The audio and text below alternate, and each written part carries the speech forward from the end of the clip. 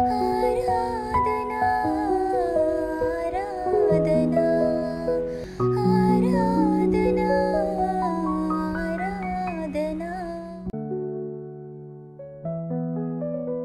Good morning friends, welcome to 3 Minutes Word Bite. 3 నిమిషంల విశ్వాస వాగ్దాన వాక్య ధ్యానంలోనికి మిమ్మల్ని అందరూ కూడా ప్రభు పేరిట స్వాగతం తెలియజేస్తుంటాను. Like, share and subscribe and share it with your friends and families. నేటి వాక్య ధ్యానాంశము దేవునికి కృతజ్ఞత కలిగి ఉండుడి.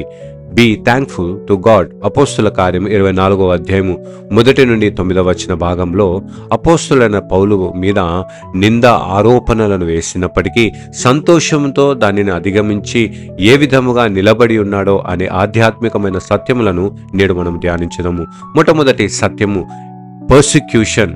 కష్టంలో నష్టపోయిన సమయంలో పౌలు భక్తుడు అబద్ధమైన సాక్ష్యము వారిపై పలికి భూలోకమందున సమస్తమైన సకల యూదులను కలహమునకు రేపువాడు ఇతనే, మరి నజరేయులో మతభేదములను రేపువాడు కూడా ఈయననే అంటూ వారు తెలిపినప్పుడు ఇక్కడ అననీయసు ప్రధాన యాజకుడు స్వయంగా వారే వచ్చి అటువంటి అబద్ధమైన సాక్ష్యము పలికినప్పుడు ఆయన మరి పౌలు భక్తుడు కృతజ్ఞత చెల్లిస్తూ దేవుని యందు సంతోషించిన వాడిగా ఉంటున్నాడు. ప్రియులరా, the world may complain but the covenant people always compliment the works of God. దేవుని యొక్క కార్యములను బట్టి నిబంధనతో ఉన్న ప్రజలు ఎల్లప్పుడూ దేవునికి కృతజ్ఞత వందనాలు చెల్లించే వారిగా ఉంటారు. కాబట్టి నీవు ఏ పరిస్థితుల్లో ఉన్నప్పటికీ అది నీకు ఎంత హానికరముగా, ఎంత నీకు విరుద్ధముగా, ఎన్ని ఆలోచన ఉద్దేశములను నీకు వ్యతిరేకంగా ఉన్నప్పటికీ ప్రియులరా దిగులు చెందకు. అట్టి సందర్భంలోనే దేవుని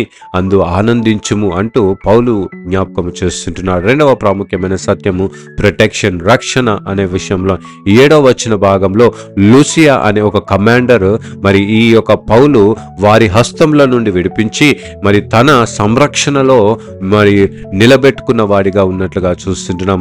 91వ సంకీర్తన 11వ వచనంలో ఆయన దూతలను ఆజ్ఞాపించేవాడిగా ఉంటున్నాడు. He can turn your Pharaoh as your protector. ఆయన మీ జీవితంలో ఉన్న ఫరో వంటి అనేకమైన పరిస్థితులను మరి నీ ఉద్దేశముగా కాపాడే స్థితిగా మార్చే దేవుడై ఉంటున్నాడు. కాబట్టి ఎన్ని అపవాది ఆలోచన ఉద్దేశములను మీ మీద ఉన్నప్పటికీ కూడా ఉంచుకోండి, వాగ్దానము చేసిన వాడు నమ్మదగిన వాడు, ఆయన కునుకడు, ఆయన నిద్రపోడు అనే మాటను జ్ఞాపకం ఉంచుకోండి. 3వ ప్రాముఖ్యమైన సత్యము ఉద్దేశము. ఆయన సంకల్పమును, ఆయన ఉద్దేశమును దేవుడు నెరవేర్చేవాడిగా ఉంటున్నాడు.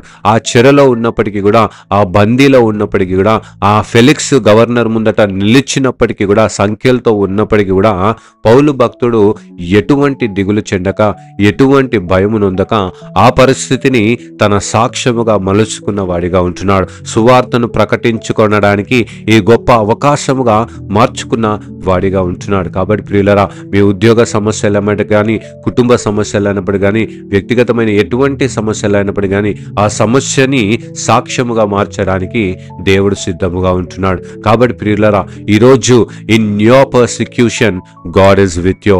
In protection God shields you. In purpose God is using you to serve him. అందుని బట్టే ఈరోజు మనమందరం కలిసి ఈ మాట చెబుతాం. Thank you Jesus for using me, for protecting me, for guiding me, for leading me, for helping me అంటూ ఈరోజు మన దినచర్యను ప్రారంభించుకుందాం. అట్టి కృపా త్రియక దేవుడు మనకు అనుగ్రహించునుగాక. ఆమెన్. ప్రార్థించుదాము. పరలోకపు తండ్రి, నీ దీవెనమైన నామానికి వందనాలు, కృతజ్ఞతాస్తుతులు చెల్లిస్తుంటున్నాం. ప్రభా, మేము మా సంకటములనైనను, బాధలోనైనను, ఎన్ని ఒడిదుడుకులనైనను ప్రభా అవన్నీ కూడా నీవు ఏర్పరిచి స్థిరపరిచిన సమయమునని జ్ఞాపకము చేసుకుంటూ ఆ స్థలంలో, ఆ స్థితిలో మేము సంతోషిస్తూ ఆనందిస్తూ నీకు కృతజ్ఞత వందనాలు చెల్లిస్తూ నీకు సాక్ష్యముగా జీవించే కృపను మాకు మెనగదాయిచ్చమని ప్రార్థిస్తుంటున్నాం. అవును ప్రభా, సొమ్మసిల్లక, అధైర్యపడక నిత్యము నీ యందు ఆనందిస్తూ కృతజ్ఞత వందనాలు చెల్లించే జీవితము మాకు ప్రసాదించండి.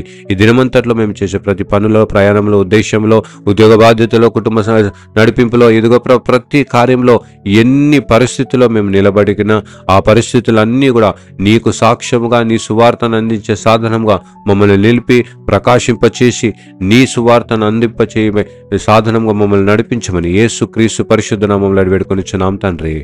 Amen. God bless you all and have a blessed day.